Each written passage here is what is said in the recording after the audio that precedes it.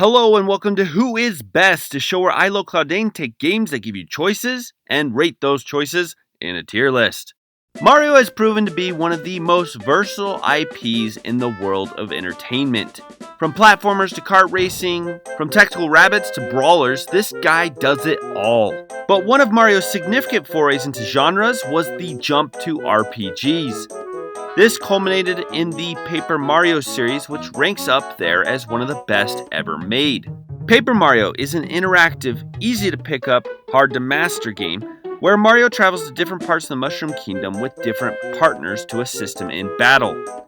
Today we are going to solve the question, which partner is best in Paper Mario? Now, a few rules here.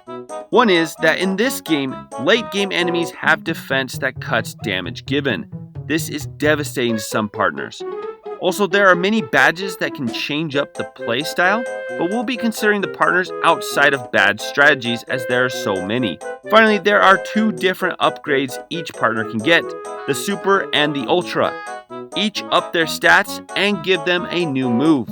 We will be looking at their usefulness through the game, but mostly focusing on endgame.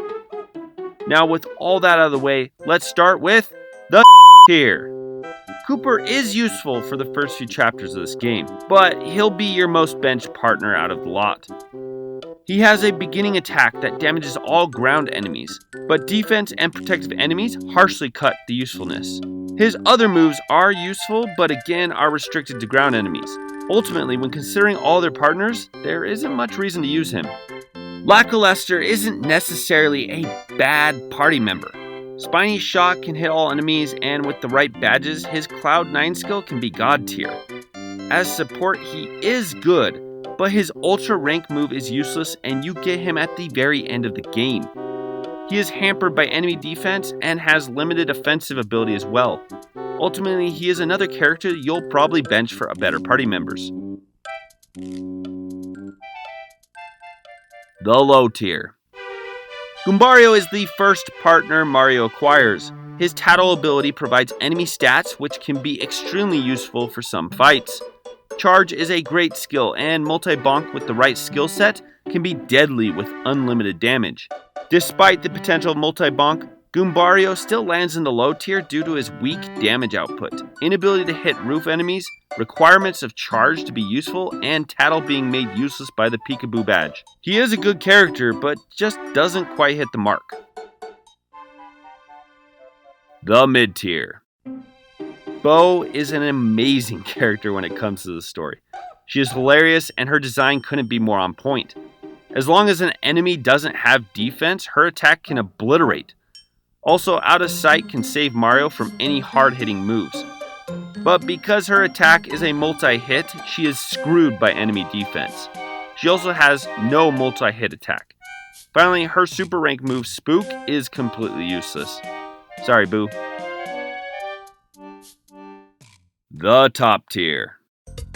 First up on the top tier is my personal favorite, Bombette. Bombette is your hardest hitting companion. She has the potential to put out the most damage of anyone else as long as it's not hampered by defense. She has an AoE attack that hits all enemies, which makes her a mob clearer for sure. Here's the catch. Bombette is the most expensive partner. Her FP cost is extremely high. Her super move costs 8 FP, which is the most expensive move of all the partners.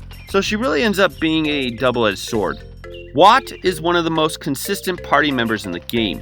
He can consistently damage enemies at 5 damage per regular attack when powered up fully. This might not seem like much, but because of his ability to ignore defense, burn, and spike, he will deal his damage every single time. Power Shock and Mega Shock paralyze your enemies, allowing Mario to pick them off slowly while Turbocharge powers up Mario.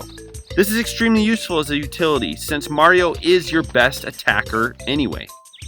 There really isn't a downside to Watt other than he isn't going to clear mobs or contribute a substantial amount of damage. But that aside, he's a perfect partner for a Mario-centric playstyle. The God tier. The next two party members really tie unless you have some major skills.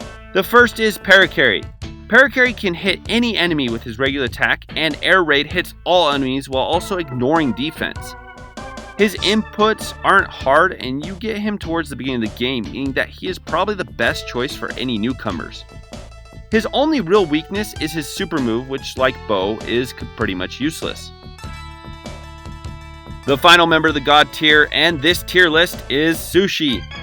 Sushi has no weaknesses other than she can't ignore defense. She can hit any enemy on the field as well as buff Mario's defense. Her Tidal Wave move hits every enemy on the screen, and if you can master its inputs, you can reliably deal 7 to 8 damage every time. You really can't go wrong with Sushi. And that's my list. Paper Mario, in my opinion, is a must-play for any JRPG lover. Let me know what party member you took to the end game, and be sure to like, share, and subscribe.